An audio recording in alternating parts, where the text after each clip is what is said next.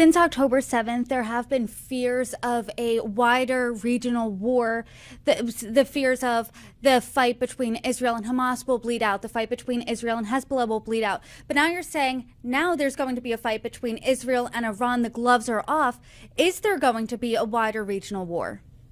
It's a good question. I'm getting that question a lot. A lot of it depends on how you define a regional war. Based on how I define it, I say we already have one, and we've had one for quite some time. Now, can it get worse? Absolutely. It's the Middle East. It can always get worse, and military history tells us the safe assumption is that it will get worse. But I mean, that sounds like I'm using hyperbole, but consider the facts. We've had over 178 attacks on U.S. forces in Iraq, Syria, and Jordan since October. 170 attacks on our brothers, sisters, husbands, wives, neighbors, fellow citizens, forward deployed between us and those who want to kill us since October. That's unbelievable. How many responses? About 12. About 12. Of course, we had those 3 U.S. service members killed at Tower 22 in Jordan a few months back. Only after that did this administration finally respond, hitting 85 targets and a few days later killing a Kataib Hezbollah leader in Iraq. And what happened after the administration finally was tough? We had about 22 weeks with almost no attacks. That shouldn't be surprising to anyone who understands the history of Iran. When America's strong, they back down. When we're weak, it invites more aggression. So you have those attacks against our forces in Iraq, Syria, and Jordan. You have the worst assault on maritime shipping and freedom of navigation in and around the Red Sea, led by another Iranian terror proxy, the Houthis. You have Israel getting attacked from 7 different fronts. You have the Iran using its influence at Baghdad to try to evict U.S. military forces there, looking to hopefully repeat what happened in 2011 with a conditions ignoring timeline-based withdrawal.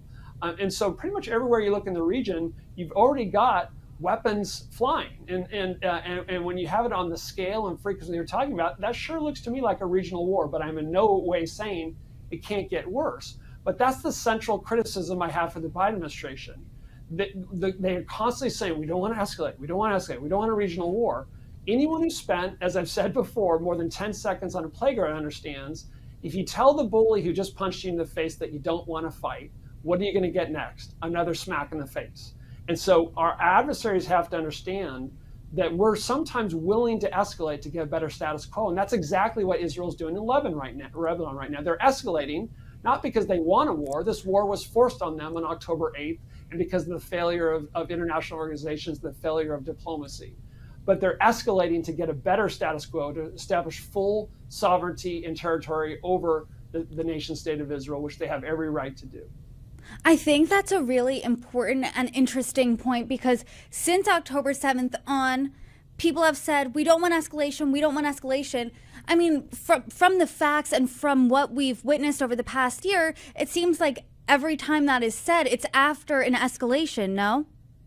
Exactly. It's a little thing that I've noticed is that you get the most hand-wringing, most concerns about escalation when the United States and Israel are looking to respond. So there's not quite as much concern when the bad guys escalate, but when we start to prepare to defend ourselves and respond to aggression, suddenly escalation is the concern. So if we could bring just as much concern about escalation to when the bad guys and gals act, I think we'd be a little bit better off. And from the United States perspective, I think we should spend a little less time worrying about provoking our adversaries and a little bit more time focusing on how we can help our partners, Taiwan, Ukraine, Israel, defend themselves against aggression that our adversaries are planning to pursue regardless. We have this kind of strategic narcissism, which H.R. McMaster, chair of our center, talked about in his book Battlegrounds a few years ago, is that where we think everything's a reaction to us. Well, newsflash, sometimes there are just terrorists who want to kill us, and they're authoritarians and autocrats that have plans of aggression for naked aggression, and they're going to pursue it regardless. The question is, how do we respond?